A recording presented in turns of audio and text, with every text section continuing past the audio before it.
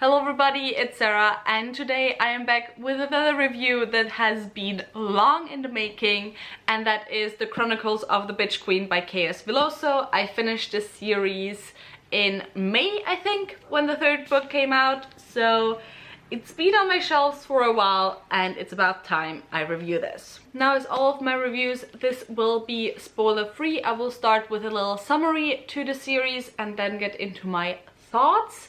I will share with you first my negative thoughts, then my positive thoughts, and then you can decide whether or not you want to pick up this series. But first, a little bit about the series itself. The Chronicles of the Bitch Queen is an adult high fantasy trilogy that very much is inspired by different Asian as well as, I would say, Southeast Asian cultures. The author herself is Filipino, I believe, and I think she's not Filipino-American, but she's like from the Philippines, although she does live right now in Canada, I believe. Not 100% sure, but I believe that's the case. Now, the three books in the series start with the first book, which is The Wolf of Oren Yarrow, the second book, which is The Ikasa Falcon, and the third and final book is The Dragon of Jin Sayang. And we basically follow our main character, who is Queen Talyien, who is, as her title suggests, the queen of this country.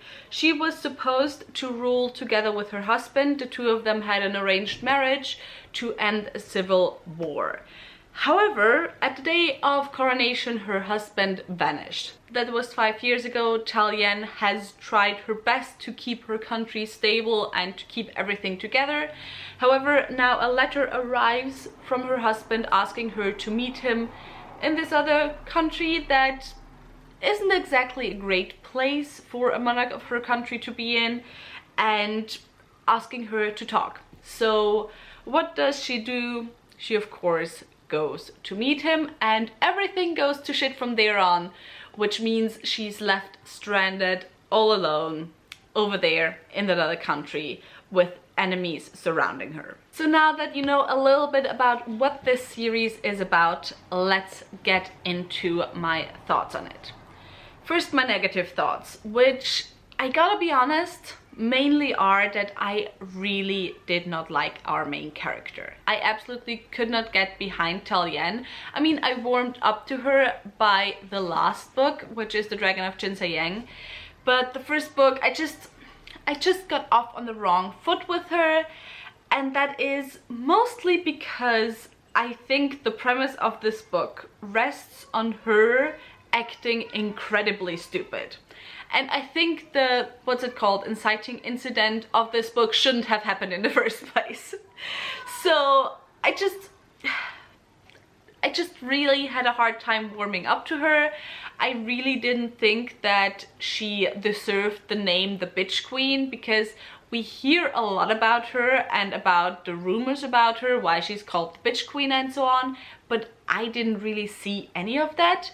I found her to be mostly very tame, especially during the first book, and also a little bit during the second book. And I didn't like her. I just really didn't like her. I thought multiple times, especially in the first two books, she acts really, really stupid. In the third book, that was less the case, but that was mostly because by the third book, she's just completely out of options in what she's supposed to do and what she can do. And so she just has to take pretty much the worst options because they're the smallest evil, that type of deal. But yeah, especially in the first book, I just really didn't like her character. I felt like she was mostly a character who ran after her husband for no apparent reason. And, you know, I just thought she made some really stupid decisions, and I have said it multiple times already in reviews, in wrap-ups and so on. There's few things that infuriate me more about a character than if I think she's acting stupid or they are acting stupid. Sadly, didn't really like Queen Talyien, and that was the main reason why I didn't love the series as much as I thought I would love it. Like, I still think it's a solid series, and I still think it's a series that a lot of people absolutely will love, and I know a lot of people absolutely do love. But for me personally, I just had the barrier of a main character who I really didn't like and who I thought was, again, just really stupid and didn't deserve the title of bitch queen, at least not at the very beginning of the story. However, as I said, towards the end of the story, I really was on her side, and I was just like, oh my god, let her catch a break. Just let her catch a break. She has stopped making stupid decisions, so you can, you know, you can be nice to her for a little bit. Aside from Talyien, sadly, there were also a few other characters that, while I found them interesting, I found them incredibly infuriating. However, there were also some characters that I really loved, and I'll get to them later. The other thing that's maybe kind of a little bit negative that I wasn't the biggest fan of is that this is written in first-person perspective. So I wouldn't say I'm not a fan of first-person perspective, but usually I'm just, you know, I'm indifferent towards it. It's not my preferred writing style. I way prefer third-person narration, especially when it comes to adult high fantasy, because we get multiple POVs. And then if there's a case, as with Queen Talyien, where I don't like a main character or I'm not the biggest fan of a main character, I can at least look forward to seeing POVs from other characters that I do like. However, that wasn't the case here, because we were in Talyien's head the entire time, which, you know, just in my case wasn't the best thing. But those two things really were the only negative things that I could say about this series. Aside from that, I have tons of positive things to say about it. First of all, the writing style, aside from it being first-person narration, I mean, mostly I would say there wasn't really anything special about the writing style. I mean, I'm someone, I don't usually look out for the prose within a story, so I don't really care about prose that much. And it's very rarely that authors have a prose style that I will consciously call out and consciously say, yeah, this is an amazing writing style. So with this one, I would say it just falls into the category of most prose styles in fantasy for me. However, every now and again there were passages and paragraphs within this story, especially in the third book. Like, I think this is one of those series that just incredibly improved from the first to the third book, which is surprising because there were only about 6 to 8 months between each of the book's releases. But anyway, especially in the third book, there were passages and paragraphs that just had such power behind them. I sadly forgot to mark that one passage. It was very towards the end of the third book that I just absolutely loved, and I forgot to mark it, but it was very good. Then something else I loved was the world building. I found it very interesting, and I loved how the world building was expanded on throughout the series, because within the first book we don't get that much world building. We get a little bit of magic world building type thing, but not too much, and we mostly just focus on Talyien and her story and her journey. But then in the second book, and especially also in the third book, we get a lot more expansive world building. We get to know different places within the world, different countries within the world, different provinces within the countries. We get a lot more politics. We already get politics in the first book, but in the second and in the third book we are introduced to a lot more players within the politics. So that's something that I very much enjoyed, and I have also talked about this in other reviews. I just very much enjoy it when you have series where the books build on each other and they expand on each other, and you're not just, you know, punched over the head with all the world building at the very beginning of the first book, but you kind of only get what you need as the story progresses. And that very much was the case in this series, so I very much enjoyed the world building there. And yeah, it's also something where I would have loved to see more POVs, because I think especially when it comes to political fantasies, more POVs can often be a lot more interesting. Then next, when it comes to characters, as much as I didn't care or couldn't warm up to Talyien, I absolutely loved Kina, who is a kind of companion type character she meets in the first book.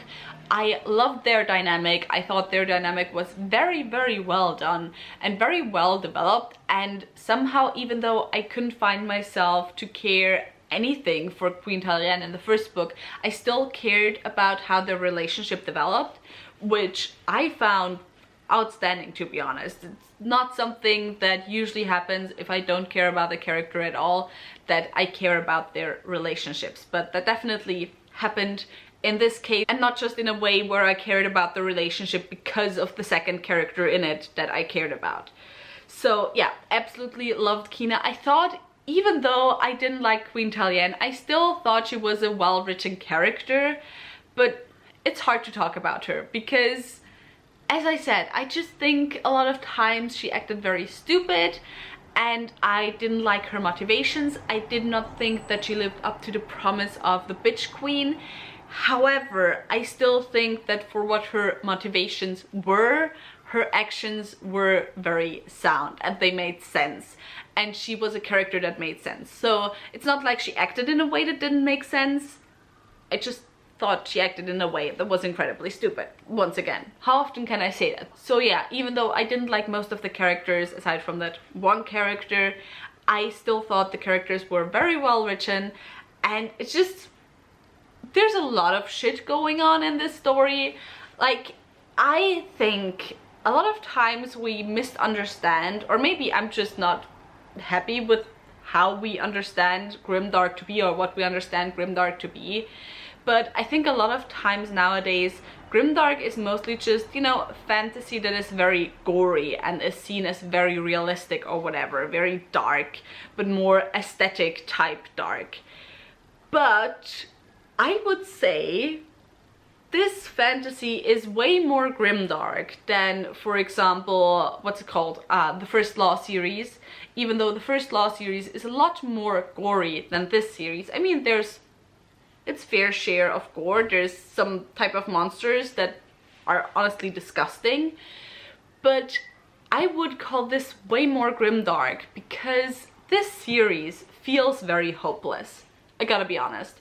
Throughout the series, it's very depressing, it's very hopeless. There's not a lot of silver linings on the horizon while reading this series. The First Law series is a lot more fun in its tone and so on. So I think this series is definitely grimdark. So if you're interested in grimdark, I would go ahead and pick this up.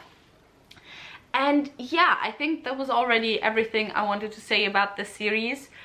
I did enjoy it. I think it's definitely a series that I would recommend. You know, sometimes you have those types of series where personally for you they maybe didn't work as well, but where generally you still would recommend them to certain types of readers. And this definitely is this type of series. So if you want an interesting female main character, if you don't care too much if that character sometimes acts a bit stupid and the inciting incident is basically her running after her man, then I would definitely go ahead and pick this series up because I've seen a lot of praise around it. I myself would still praise it. I think it's generally really well written, and there were just some things that for me personally didn't work. But yeah, with all of that said, that was it for this review. If you're interested in picking up this series, tell me in the comments down below. If you have watched this review and also have already read this series, tell me your thoughts in the comments down below as well.